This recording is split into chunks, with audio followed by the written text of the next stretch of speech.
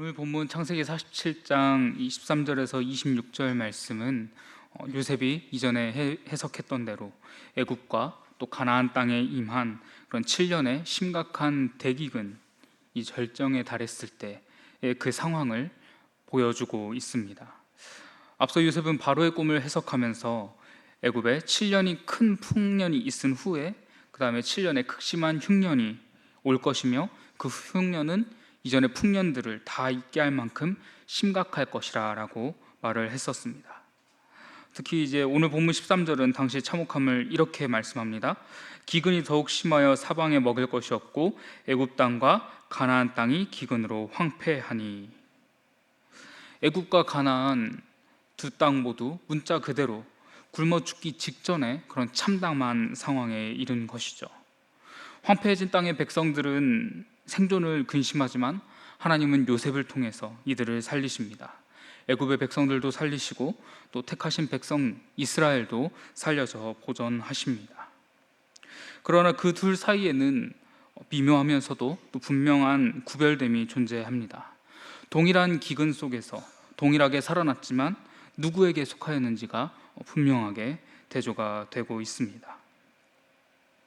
먼저 기근을 마주한 이 애굽 백성들의 모습을 살펴보면요, 요셉은 기근을 대비하기 위해서 풍년 동안에 이 바로의 꿈을 해석하면서 내놓았던 그 정책대로 풍년기 수확물에 얼마간을 비축을 해놓았었습니다. 확실히 기근은 요셉이 해석했던 대로 이전의 풍년들을 다 잊게 할 만큼 심각했습니다. 사람들의 예상을 뛰어넘을 만큼 길고 또 혹독했죠. 백성들의 양식은 금세 다 떨어지고 말았습니다. 이제 생존을 위해서, 말 그대로 살아남기 위해서 백성들은 자신들이 가진 것들을 하나씩 들고 요셉에게로 나아옵니다. 제일 먼저 그들이 가져온 것은 돈이었습니다. 14절에 보시면 요셉이 곡식을 팔아 애굽 땅과 가나안 땅에 있는 모든 돈을 모두 거두어들이고 그 돈을 바로의 궁으로 가져가니. 그러나 대기근 앞에서 이 돈은 금방 바닥이 나고 맙니다. 돈이 떨어지자 이어지는 15절에서 17절 말씀에서는 백성들은 이제 자신들의 생업수단 그리고 생산수단인 가축들을 양식과 바꿉니다. 하지만 또한 고작 1년 뿐이었죠. 그 다음 해가 되었습니다. 이제 백성들에게 남은 것은 무엇입니까? 백성들에게 남은 것은 땅과 또 자기 자신들, 그 몸뚱아리 뿐이었습니다. 이제 그 남은 것, 땅과 자기 자신들을 식량과 바꾸게 됩니다. 18절에서 19절에 보시면 그 해가 다 가고 새 해가 되매 우리가 요셉에게 와서 그에게 말하되 우리가 주께 숨기지 아니하나이다. 우리의 돈이 다 하였고 우리의 가축대가 주께로 돌아갔사오니 주께 낼 것이 아무것도 남지 아니하고 우리의 몸과 토지뿐이라. 우리가 어찌 우리의 토지와 함께 주의 목전에서 죽으리이까. 우리 몸과 우리 토지를 먹을 것을 주고 사소서. 우리가 토지와 함께 바로의 종이 되리니 우리에게 종자를 주시면 우리가 살고 죽지 아니하며 토지도 황폐하지 아니하리이다. 우리의 몸과 우리 토지를 먹을 것을 주고 사소서. 우리가 바로의 종이 되리니. 순서대로 다 내어놓게 되었습니다. 돈, 가축, 토지, 또 자신의 몸, 즉 자유까지 다 내려놓고 요셉 앞에 엎드립니다. 이제 애굽 백성들은 전부 다 바로의 소유가 되었습니다. 바로의 땅에서 바로가 주는 양식을 먹으며 바로의 가축으로 바로의 종자를 심고 거두면서 살게 된 것이죠. 그런데 여기서 이 종이 되리니라는 표현을 해석하면서 애굽 전 국민을 노예화시켰다라고 부정적으로 요셉을 바라보는 그런 시선들이 있습니다.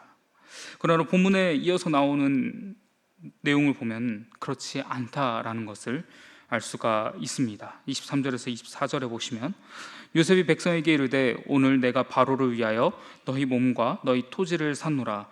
여기 종자가 있으니 너희는 그 땅에 뿌리라. 추수의 5분의 1을 바로에게 상납하고 5분의 4는 너희가 가져서 토지의 종자로도 삼고 너희 양식으로도 삼고 너희 가족과 어린아이의 양식으로도 삼으라.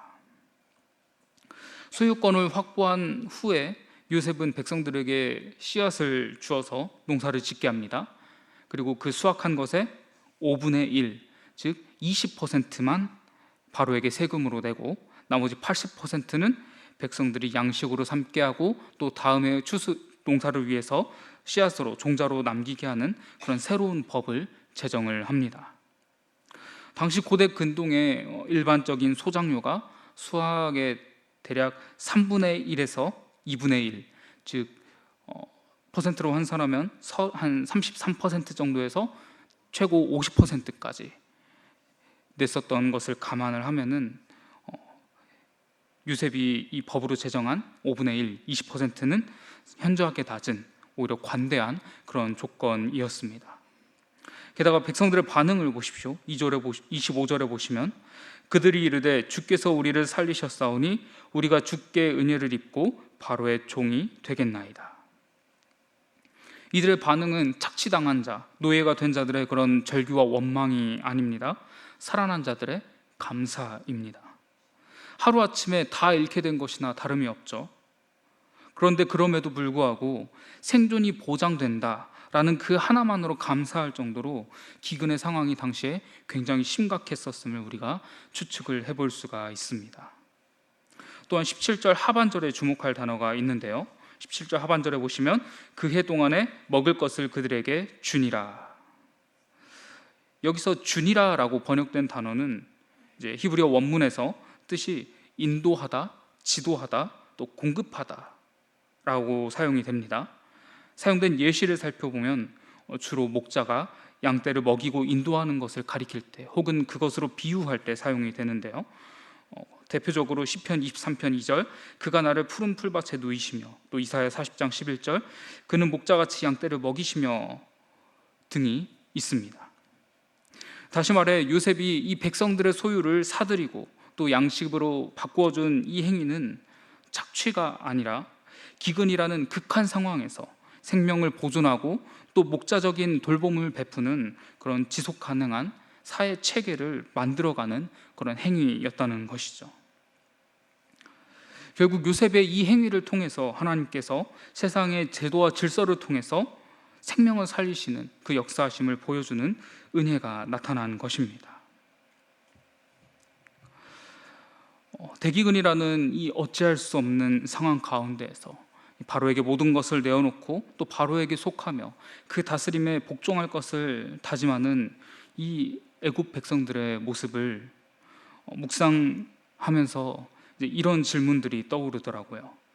애굽 백성들이 바로에 대하여 보이는 이 모습이 왜 이렇게 낯설지가 않을까? 왜 하나님께서 원하시는 또 하나님을 향한 하나님의 백성의 자세처럼 보이는 걸까?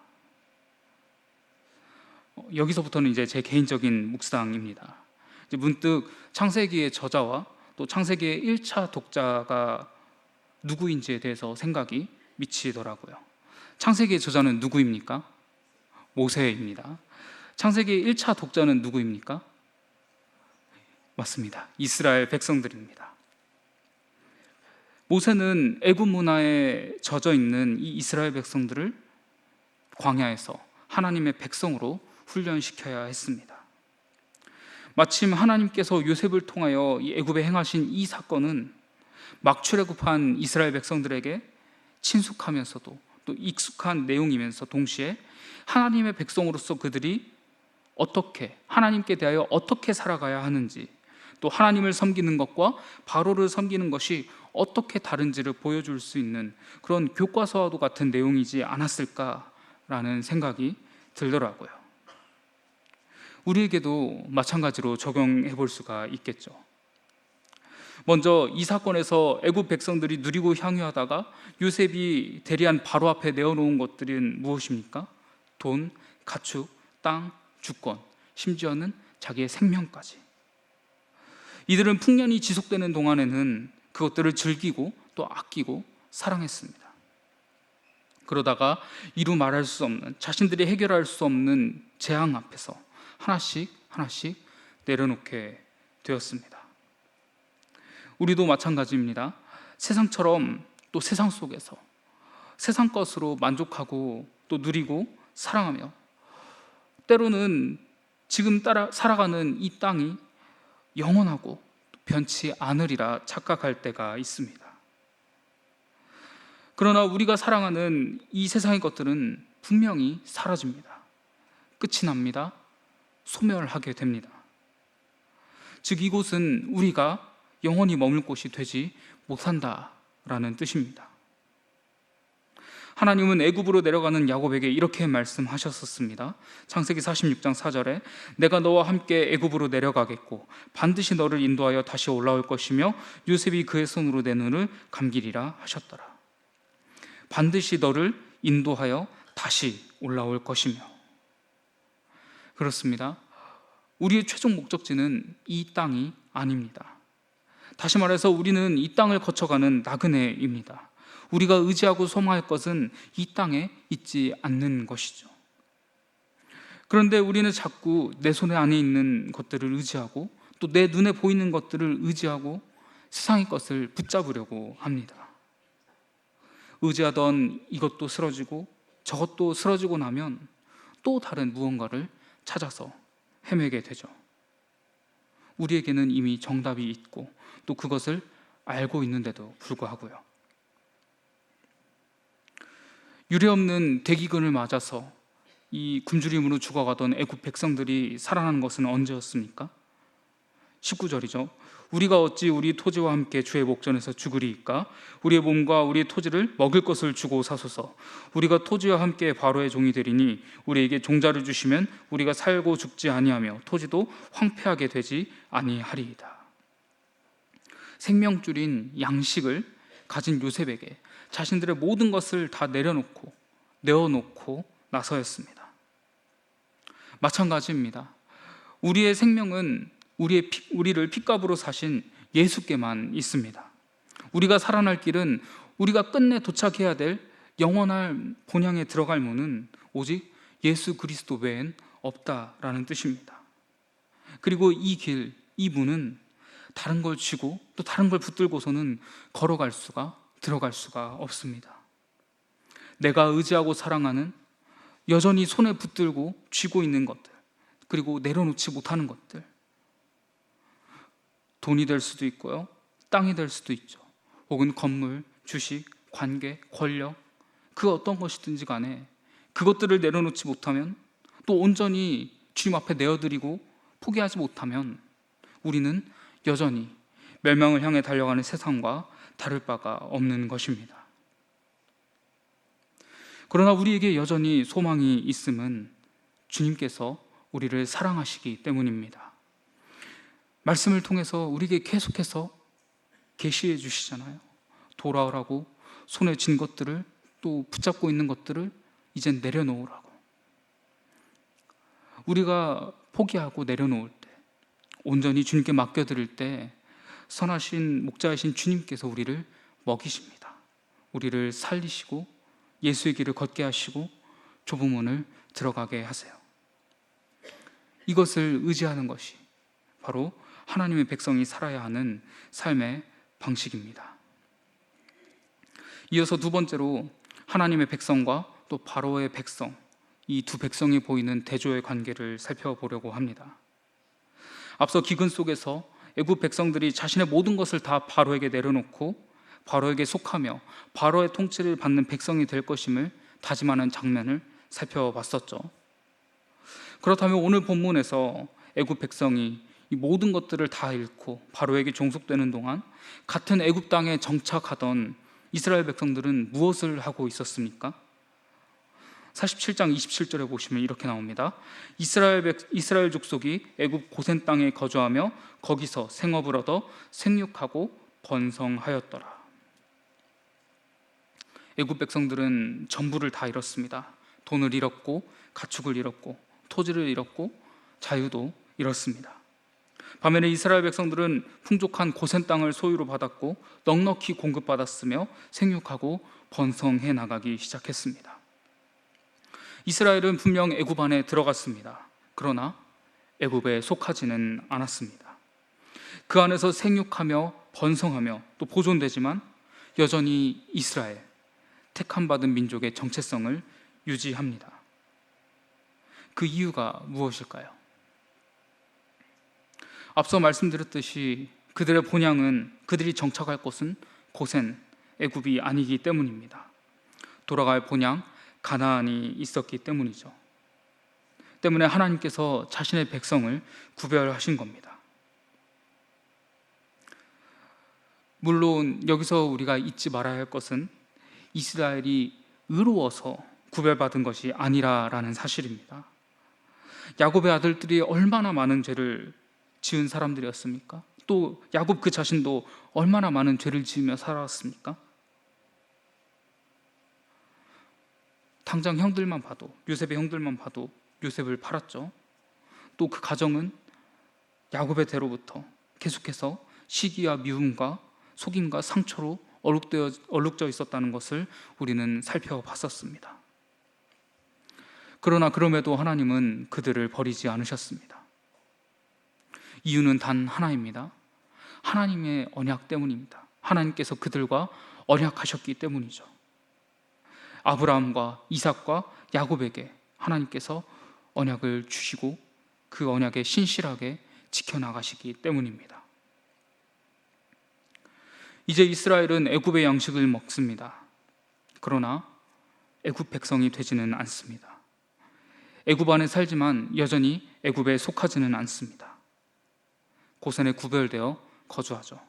그리고 때가 되면 하나님께서 그들을 애굽에서 이끌어내십니다.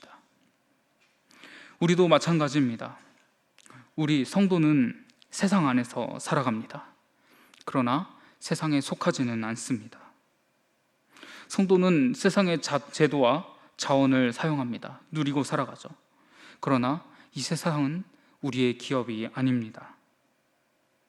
우리는 이 땅에서 책임 있게 살아갑니다.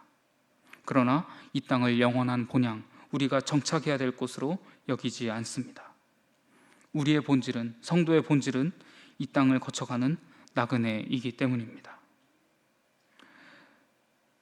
나그네라는 우리의 본질이 우리가 세상을 무책임하게 버려도 된다라는 그런 뜻은 아닙니다.